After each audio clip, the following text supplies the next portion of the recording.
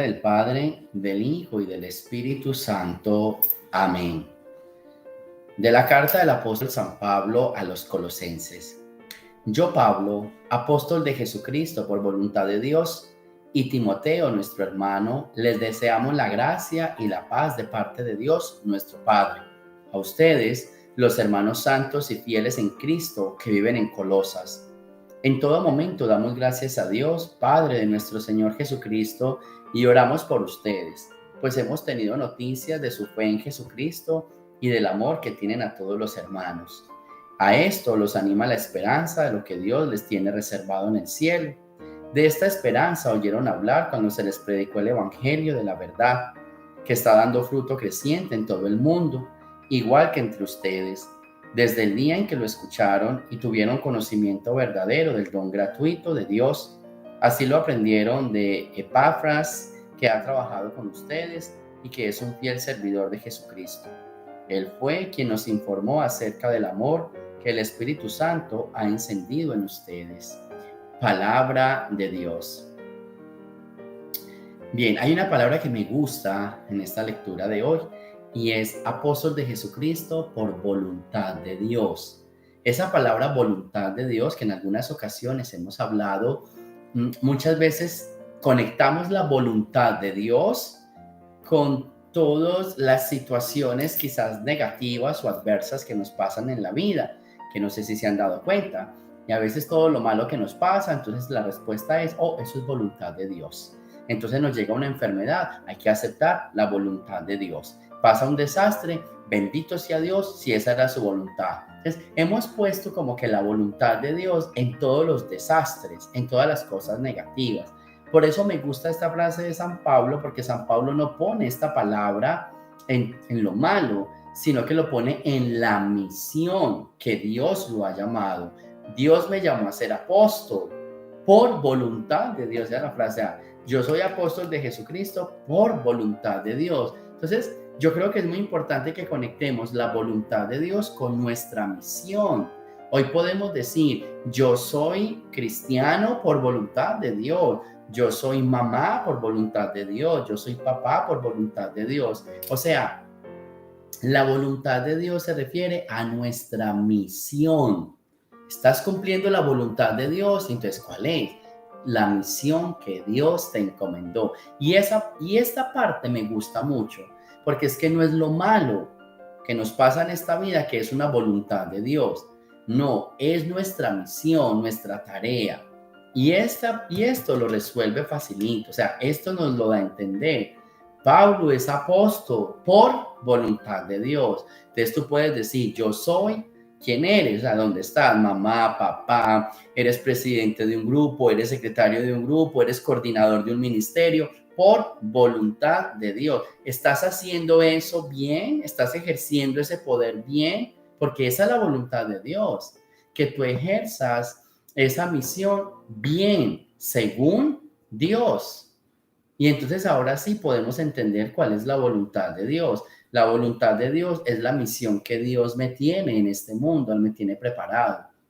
Cada uno podrá decir, ¿a qué lo llamó el Señor? Entonces, yo soy presidente de algún ministerio, de algún grupo, de alguna organización. Entonces la pregunta hoy es, yo soy presidente por voluntad de Dios. ¿Cómo estás ejerciendo esa presidencia? ¿Cómo estás ejerciendo esa coordinación? Eso es lo que nos tenemos que preguntar. ¿Cómo lo estás haciendo? Porque es que Dios te tiene ahí. Es la misión que Dios te puso. Quizás muchos votaron por ti, quizás los hombres te eligieron, pero si te eligieron fue movidos por el Señor. Y si te pusieron ahí es porque tienes los talentos o el carisma necesario. ¿Quién te los dio? Dios. ¿Cómo los estás ejerciendo? Ahí está la pregunta del día de hoy. Entonces, esto es algo bien importante que podemos reflexionar, que podemos preguntarnos. Y otra cosa que nos puede servir, porque a veces nos cansamos, a veces nos rendimos, porque es que los hombres no pagan bien, son unos desagradecidos, y uno tiene que decir, venga, es que yo no estoy por ellos, yo estoy aquí por voluntad de Dios, y el que me puso aquí fue Dios. Entonces yo no tengo que decir que por culpa de los hombres yo me voy a retirar o yo voy a renunciar. ¡Qué pena! Es que no fueron los hombres los que me eligieron, fue Dios. Y por eso lo que siempre les he dicho, ¿por qué te cansas y por qué te rindes? ¿Para quién estás trabajando? ¿Para Dios o para los hombres?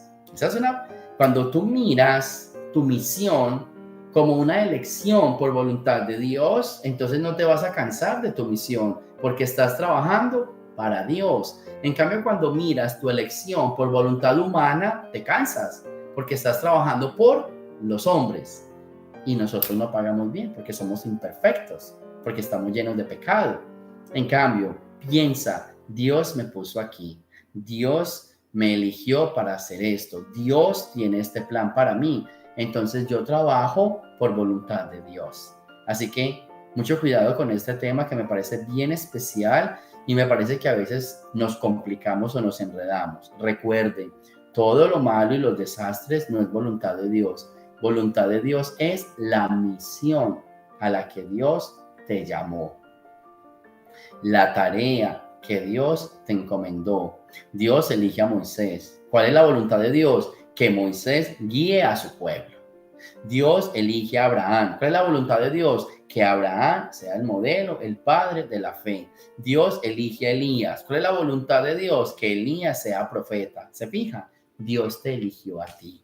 ¿Cuál es la voluntad de Dios? Que tú seas aquello, que ejerzas aquello en lo que Dios te ha llamado y te ha destinado.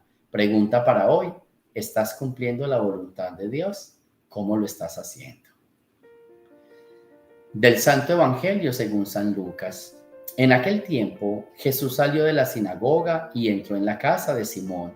La suegra de Simón estaba con fiebre muy alta y le pidieron a Jesús que hiciera algo por ella. Jesús, de pie junto a ella, mandó con energía a la fiebre y la fiebre desapareció. Ella se levantó enseguida y se puso a servirles. Al meterse el sol, todos los que tenían enfermos se los llevaron a Jesús y él, imponiendo las manos sobre cada uno, los fue curando de sus enfermedades. De muchos de ellos salían también demonios que gritaban: «Tú eres el Hijo de Dios». Pero él les ordenaba enérgicamente que se callaran, porque sabían que él era el Mesías. Al día siguiente se fue a un lugar solitario y la gente lo andaba buscando. Cuando lo encontraron, quisieron retenerlo para que no se alejara de ellos, pero él les dijo: «También tengo que anunciarles el reino de Dios a las otras ciudades, pues para eso he sido enviado». Y se fue a predicar en las sinagogas de Judea. Palabra del Señor. Y miren lo que pasa. Aquí hay personas enfermas. Y entonces el Señor los cura. Y cuando el Señor cura a estos enfermos, especialmente la suegra de Pedro, dice la palabra de Dios que ella se levantó y se puso a servirles. Aquí hay algo bien especial también con este evangelio, porque muchos se sienten curados por el Señor, muchos se sienten agradecidos con el Señor, que le ha hecho muchas maravillas en su vida, que ha mostrado muchos signos, muchos prodigios, y eso es muy bonito. Eso a mí me alegra, que todos tengamos algo para agradecerle al Señor.